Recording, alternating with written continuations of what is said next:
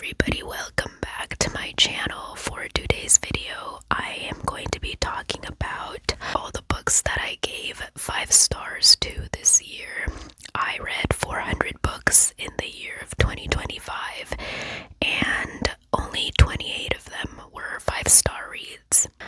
I guess you could say I'm a pretty tough critic. In order for a book to be 5 stars for me, it has to have a really huge emotional impact. It has to really stick with me.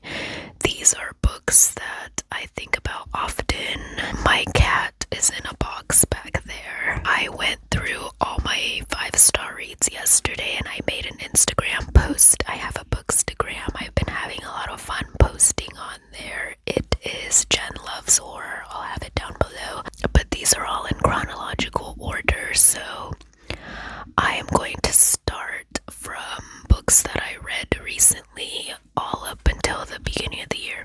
The first book that I want to talk about is called Eternal Flower of Your Soul by Klaus Kinyon. This is a very short story that has a whopping 33 pages. It is a very short, extreme horror story. Basically, our main character, her name is Noriko Ono, and she is a minimalist, an extreme minimalist, and she is trying to achieve a minimalistic lifestyle in pretty much all aspects of her life, including her own self.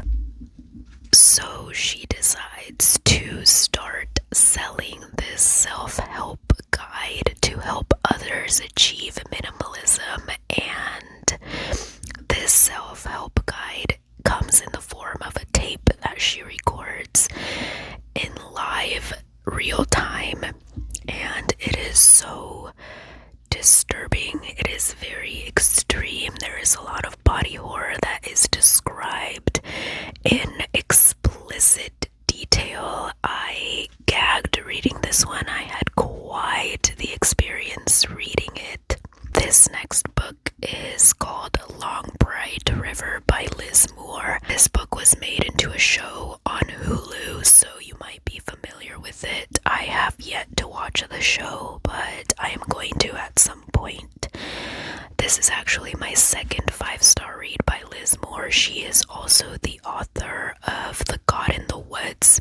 I read that one last year and I gave it 5 stars. I loved that book so much. She is very good at writing literary mysteries. It's about 2 sisters named Casey and Mickey. Mickey is a police officer and Casey is a homeless woman living on the streets. She is a drug addict.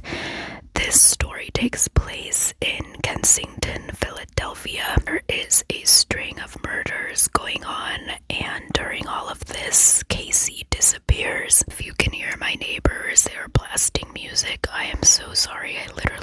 They started doing this right as I sat down to record, and that's just how my life goes. Mickey becomes obsessed with trying to find the killer while also trying to look for her missing sister at the same time. It's a past and present timeline, so you get to see how the sisters grew up.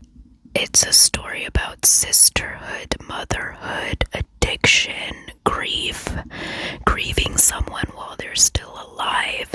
As someone who knows addicts in real life and has been affected by people like that, it really tugged at my heartstrings. I really enjoyed this story, but I don't think you should go into it expecting a twisty, edge of your seat thriller, because it's very character driven, and like I said before, I think it is more of a literary mystery. This next one will come as no surprise to anybody. I think if you read dystopian of any kind, this is probably your 5-star read also. I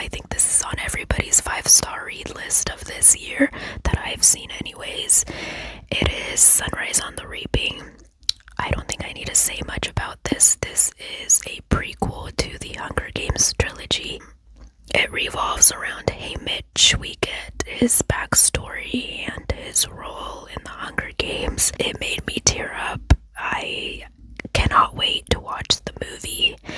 It was so heart-wrenching and sad, and he is probably my favorite character in the whole series because of this book. This next one is a very short book as well. It comes in at a whopping 30 pages, and I gave it 5 stars for honestly making me laugh so much. I had such a great time reading this, and I think it takes the cake for most unique concept that I've read so far this entire year. It is called Cherry Popped by the Plush Keychain by Casey Reeds, and I think you can guess what it is just by the title and the cover. This is a very unserious read. I would not go into it expecting a literary masterpiece. I just thought it was really fun. It was a unique concept. I think it was really smart to write a book like this, especially because Labubus are so popular. I think it was a really creative short story. The next one is Krampus the Yule Lord by Brom. Brom is the author of Slewfoot. That is one of his most popular books. If you've ever read Brom before, you know that he has some of the most gorgeous illustrations in his books. Krampus takes place on Christmas Eve, and this failed songwriter named Jake, who is very down on his luck, he is on the brink of losing his family, basically, because he can't provide for them. He gets ensnared in this war between Krampus and Santa Claus. It has a lot of Norse mythology. I am a sucker for Norse mythology. I love this story so much that I am considering making it an annual read for the holidays. The Sorrow Stones is about this 11-year-old boy named Cole who comes into possession of these Sorrow Stones, give Cole gifts, but in return they unleash an ancient curse on the town that he's living in, and it starts affecting the people around him that he loves one by one. And I really like the concept of the stones. Before every single chapter, there's a picture of the stones and what they look like. I thought it was really unique, and I really liked the plot and the writing and everything. Shy Girl by Mia Ballard. If you are in the horror community, I would be very surprised if you haven't heard of this book. I think this is also a 5-star read for a lot of people. I've seen a lot of the popular Bookstagrammers and just book talk people have this on their list for a good reason. This is a book about a woman named Gia who is down on her luck. She is very broke. She has no money. She signs up to this sugar dating website and meets this man named Nathan. He offers her a ton of money that she quite literally can't refuse, and in return, he wants her to be his dog for 8 hours a day. She has to be his pet. So she has to wear a collar, drink from a water bowl, and sleep in a cage. And it is a very disturbing book. I think this is one you should also go into blind. Restitution by Lee Rivers. This is the 3rd book in the Edge of Darkness trilogy, which is a dark romance series that revolves around this couple named Stacy and Cade, and they are both going through it. This series was a lot, but I loved every second of it. It is very dark.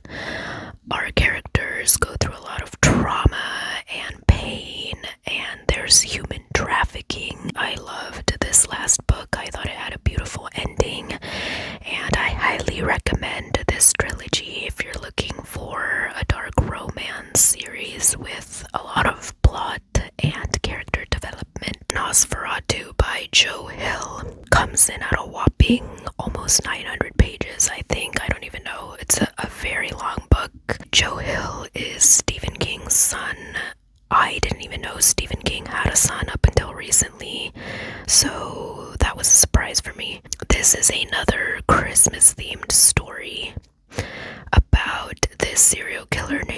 Charles Talon Manx. He drives a 1938 Rolls-Royce Wraith who can travel between worlds, basically, and he likes to take children for rides in this car. Our main character, Victoria McQueen, also has a talent for slipping in between worlds. During one of these adventures, she encounters Charles and is the only one of his victims to ever escape.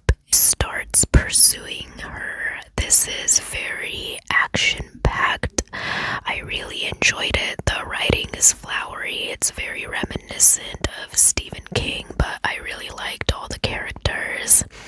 I liked the plot and the ending. There's also a show for this one, which I haven't watched. I don't know if it's a show or a movie. Who Have Never Known Men by Jacqueline Harpman. This story is about 40 women who are imprisoned underground in a cage. They have no memory, no idea how they got there, no recollection of their past lives. One day, all the men die, and they escape this underground bunker and have to navigate a world that they are not familiar with. These next two, I'm not going to talk about much. They're from the same author. It is The Green Mile and Cujo by Stephen King. I did the audiobooks for both of these, and they were absolutely spectacular. The Green Mile is one of my favorite movies of all time. I watched it when I was a very young teenager, and it quite literally rewired my brain. It was so sad. I still cried listening to this. I have such a deep love for this story, and the movie is great, but the book goes way more in depth with some of the prisoners, and I really loved it. Cujo, the narrators were great, the performances were spectacular. One of my favorite horror books for sure. I love Stephen King's writing so much. I think he deserves all the praise that he gets. Beartown by Frederick Bachman. Beartown has been one of my favorite series to discover this year. It is a literary fiction, very character driven. It's about this small hockey town called Beartown, and there are so many characters to keep track of. They all have their own story. It all connects together. It tugs at your heartstrings. There is a dramatic event that happens in this small community, and it has a ripple effect on all the citizens of the town. I think about these characters often. Gone Girl by Gillian Flynn. I feel like a lot of people have read this one, so I'm not going to go too much into it. The One by John Mars. The One is a sci-fi thriller about this company called Match Your DNA. Hopes you find your soulmate and life partner who is genetically made for you. All you have to do is take a simple DNA test that they collect through mouth swabs. In order for you to be matched, this person also has to have their DNA submitted into the database. So this story follows 5 different couples who have been matched. I loved following all the different characters. The twist made my jaw drop. It was just, I love John Mars. I've read a couple of his thrillers, a good decent amount of them, and I loved all of them. The man knows how to write a good plot twist. Witchcraft for Wayward Girls by Grady Hendrix. This one is about a 15-year-old girl named Fern who is pregnant, and she ends up in a house in Florida for unwed mothers.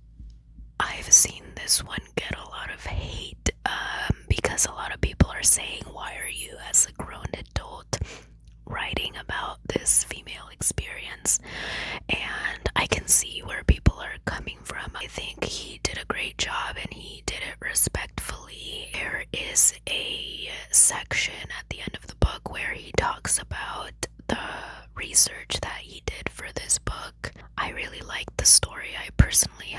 issues with it, and I think that it lives up to all the hype that it's getting. Next one, I'm gonna talk about both of these because it's a duology. It's The Black Farm by Elias Withrow. The Black Farm and Return to the Black Farm. Our main character and his wife commit suicide, and they wake up in this purgatory that is literal hell and torture, and a lot of horrible things happen to them. This was very emotional, very disturbing and messed up, and I really liked it. The ending is not a happy ending, I would say. I wouldn't go into it expecting a happy ending at all. If that's what you're looking for, this is not the series for you. But again, if you like disturbing reads, I recommend this. The Weight of Blood by Tiffany D. Jackson. This is a Carrie retelling, and it was phenomenal. It is about a biracial girl. Her name is Madison Washington, and her dad is white, and he doesn't want anybody at her school to know that she is a mixed child. She gets bullied a lot, and a rainstorm happens that makes her pin straight hair go to its natural curly state. Basically, that's when the action goes down. The school hosts a prom, and again, it is a Carrie retelling, so I highly recommend you read it. I really recommend this one. It is YA though, because they're in high school, obviously, but I had a lot of fun reading it. The writing was well done. All the characters were great. I really liked Madison. Full Brutal by Christopher Triana. I cannot shut up about this book. Every time somebody asks me what the best book that I've read this year, if I had to pick one, this is the book that I choose. It is about this cheerleader named Kim.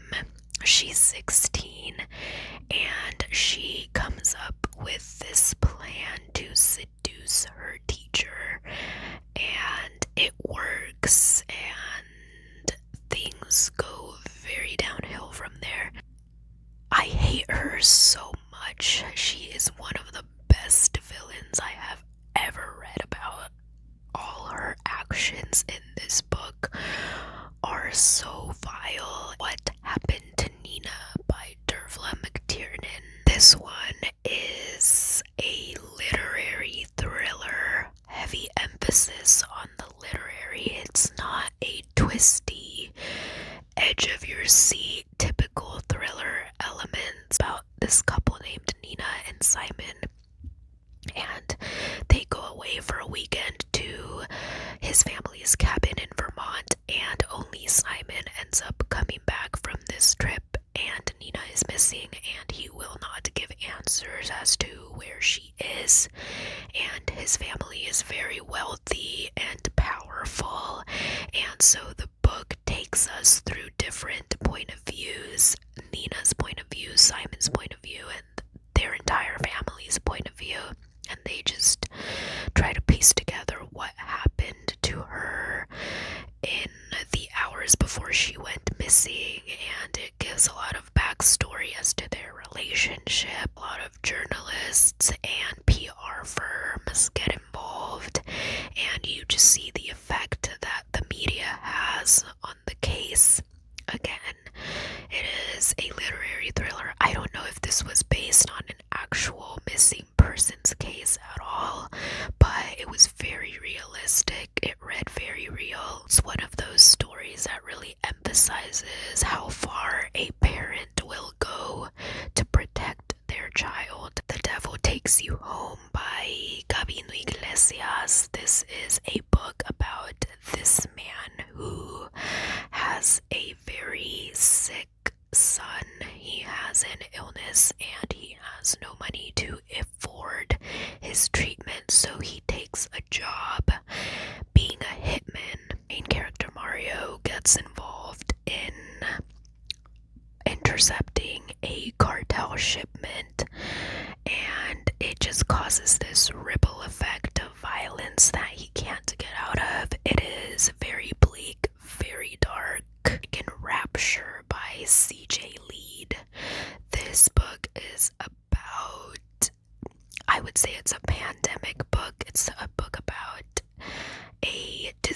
disease that is spreading in America that infects people with lust. So this story follows our main character named Sophie.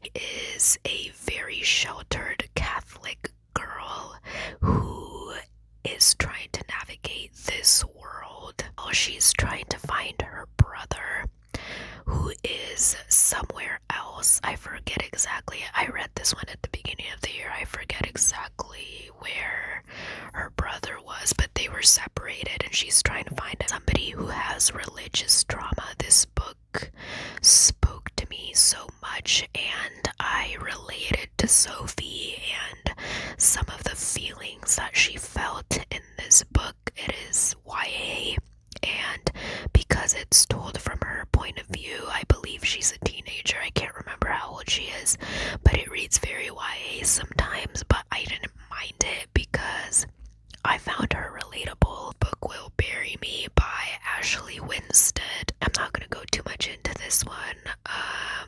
I've seen a lot of discourse on this book and I get it. It is based on the Idaho 4 case. Our main character, her name is Jane Sharp. She lives in a town called Delphine in Idaho. She is an amateur detective and she's basically on this online forum, a fictional version of Reddit, basically with a bunch of other amateur sleuths, and 3 college girls get killed and her and this online group of amateur sleuths try to play detective and find out who is committing these murders. I really liked this. There is a found family aspect because of this group of online people who come together, and that's one of my favorite parts. I think that's the part that I really liked. There is a heavy emphasis on the found family, and I just really liked how all the characters were written. There was a plot twist that I didn't see coming at all. I don't know how I didn't see it coming. Razorblade Tears by S.A. Cosby. This is a crime thriller. It was absolutely incredible. I think about these characters often. I need this to be made into a movie yesterday, actually. It is about a black father and a white father.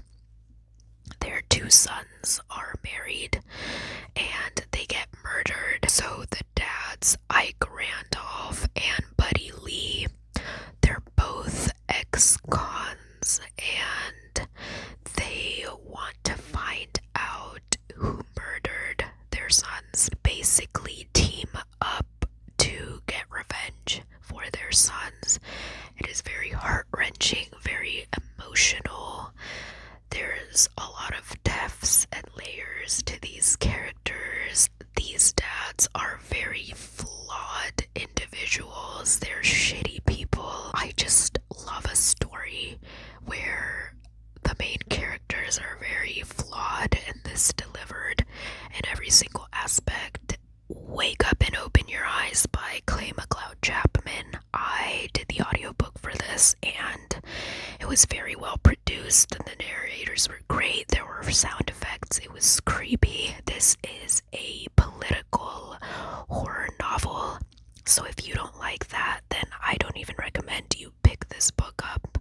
It is very politically charged. It touches on a lot of social issues. If you are right-leaning, I don't think you will enjoy this if you don't have an open mind to that kind of stuff. Our main character, Noah, has Southern parents who are very, very far right, to the point of being extreme. He lives in New York and his mom calls him and leaves him a voicemail talking about this great reawakening that's happening, and he just brushes it off as another one of her conspiracy theories. But then he tries to get in contact with them and repeatedly calls them and they do not answer the phone. His mom has completely ghosted him, so he drives from Brooklyn to Virginia and finds his parents naked, locked into the TV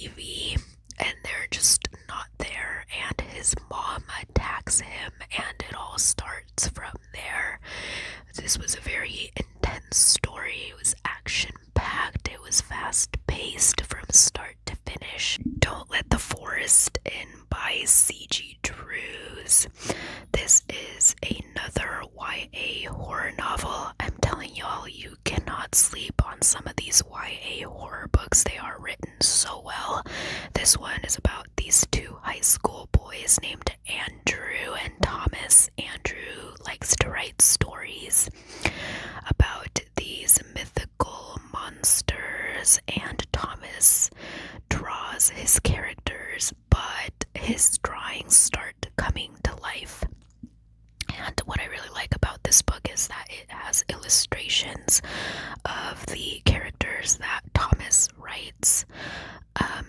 So they come to life, and they basically have to team up together to destroy these monsters. And there's a lot of lore. Thomas's parents go missing, and he shows up to school with blood all over him after his parents disappear. There's also a love story in between the two boys. I found it to be very emotional, which again for a YA horror book is very hard to do, but I have been surprised this year by a lot of the ones that I've read, so I highly recommend this one if you're into spooky, whimsical, plant, botanical horror. Dork by Shane Mackenzie. This is another extreme horror novella.